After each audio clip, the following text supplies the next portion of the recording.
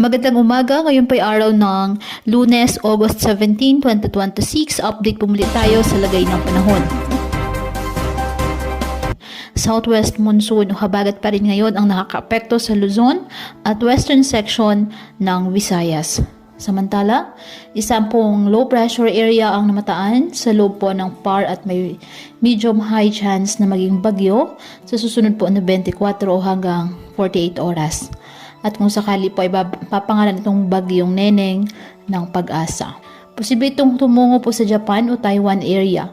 Ngunit magiging maulan ang linggong ito sa Metro Manila at kanlurang bahagi ng bansa dahil po sa paghatak nito ng habagat. Kasama na rin po ang potensyal na pagbuo ng isa pang sama ng panahon sa West Philippine Sea. Ang mga nasabing forecast ay posible pa rin po na magbago kaya patuloy po na magantabay ng iba pa nating weather updates at sa updates po na ipapalabas ng Pag-asa. Mag-ingat po and God bless.